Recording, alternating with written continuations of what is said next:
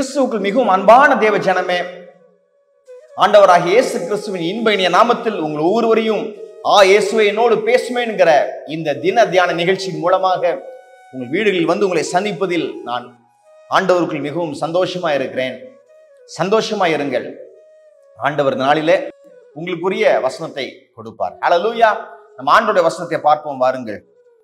சங்கீதம் 103 15 முதல் 17. மனுஷனுடைய நாட்கள் புல்லுக்கு ஒப்பாயிருக்கிறது. வெளியின் புஷ்பத்தை போல் பூக்கிறான். காற்று அதன் மேல் வீசின உடனே அது இல்லாமல் போயிற்று.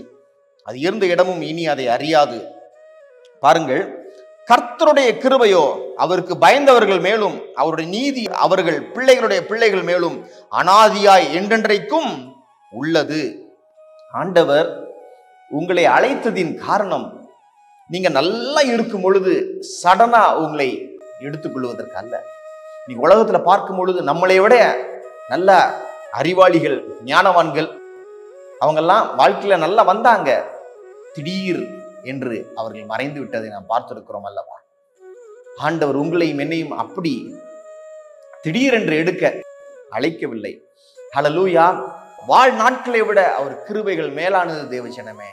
ஹல்லேலூயா. வாழ்நாட்கள் வாழ்வதற்கு, ஆனால் கிருபைதான் அந்த வாழ்நாட்கள் எப்படி வாழப்பட வேண்டும் என்பதை தீர்மானிக்கிறது. பாருங்கள், யோசேப்புடைய வாழ்க்கை எடுத்துக்கொண்டால் அவர் வீட்டுல செல்ல பிள்ளையா வளர்றாரு. ஆனா எகிப்துல கொண்டு போகப்பட்டு பல பாடுகள் பட்டு அங்கு எகிப்துல உயர்வான நிலைமைக்கு வர்றாரு. தாவீது பாருங்க, மேய்ப்பனா இருக்கிறாரு. அவங்க தகப்பனுடைய ஆடுகளை மேய்க்கிறார். ஆண்டவர் ராஜாவாக அபிஷேகித்து எருசலேமுக்கு ராஜாவாக, இஸ்ரேலுக்கு ராஜாவாக மாற்றுகிறார். கடைசி பரியந்தம் கூட இருந்து வழி நடத்தினார். அது மாத்திரமல்ல, மோசேயை பாருங்கள், 40 வருஷம் எகிப்துல இருந்தாரு. 40 வருஷம் மீதியான் தேசத்துல அவங்க மாமனாருடைய ஆடுகளை மேய்த்து கொண்டிருந்தார். 40 வருஷம் ஹல்லேலூயா கடைசி வருஷங்களிலே அவர் முறுமுறுக்கிற இஸ்ரவேல் ஜனங்களை மேய்க்கிற வல்லமையான மேய்ப்பனாய் காணப்பட்டார். முகமுகமாய் ஆண்டவரை தரிசித்தார். பாருங்கள், இவர்கள் எல்லாரையும் நடத்துனது என்ன தெரியுமா? கிருபை. கிருபை. ஹல்லேலூயா. வாழ்நாட்கள் முக்கியம் அல்ல. நம்ம 80 வருஷம் 90 வருஷம் வாழ்வது என்று முக்கியம் அல்ல. அந்த நாட்கள் முழுவதும் கிருபையினால் நிறைந்திருந்ததா? அந்த நாட்களிலே நாம் தேவனுடைய சித்தத்தை செய்தோமா? அதுதான் முக்கியம். ஹல்லேலூயா. ஆண்டவர் கிருபையினால் உங்களை அலங்கரிக்க போறார். ஏன்? நீங்க ஆண்டவருக்கு பயந்த ஜனம். ஹல்லேலூயா. கிருபையினால் உங்களை அவர் அலங்கரிப்பார். அப்போஸ்தலர் நடவடிக்கைகள் 10வது அதிகாரம் 2-4 ஆகிய வசனங்களை வாசிக்கிறேன்.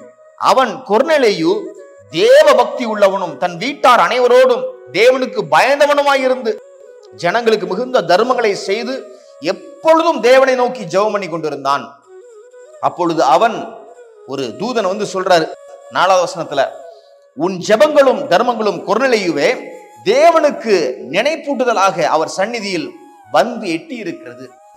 எஸ், நீங்க நிறைய காரியங்களுக்கு ஜெபிச்சு ஜெபிச்சு உங்க காலங்கள்லாம் ஓடிடுச்சு இல்ல? ஆண்டவர் சொல்றாரு, உன் ஜெபங்களும் உன் தர்மங்களும் பெறட்ட என் மூலமாய் என் நிமித்தமாய் காட்டின அன்பும் என் சமூகத்தில் வந்து எட்டி இருக்கிறது. ஆண்டவர்களை பார்த்து சொல்றாரு, உனக்கு நான் பதில் கொடுப்பேன்.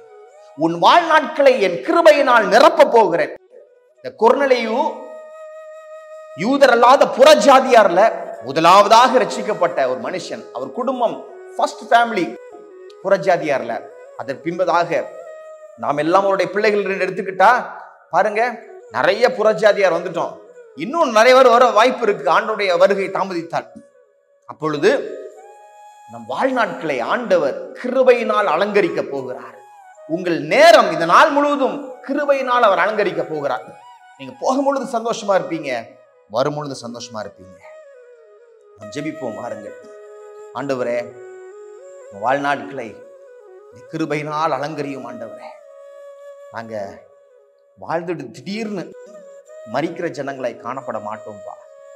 நாங்கள் ஜீவனுள்ளோர் தேசத்துல இருக்கிற ஜனங்களாய் இருப்போம். இருந்து உங்களுடைய நன்மையை சொல்லுவோம்பா. ஏன்? உங்களுடைய கிருபை எங்களுக்கு நீங்க கொடுக்குறீங்க. ஹல்லேலூயா. திடீர் விபத்துகள் உங்களுக்கு வராது தேவ ஜனமே. ஹல்லேலூயா. நீங்க கிருபையினால் அலங்கரிக்கப்படுகிறீங்க. உங்க பிள்ளைங்க நீதியினால் அலங்கரிக்கப்படுறாங்க. எஸ், அப்படிப்பட்ட ஆசீர்வாதம் எங்களுக்கு நீங்க கொடுக்குறீங்க ஆண்டவரே. வாழ்நாள் முழுவதும், இந்த நாள் முழுவதும் கிருபை எங்களுக்கு தாங்கப்பா. கிருபையினால் நடக்க ஓட எங்களுக்கு அனுகிரகம் செய்.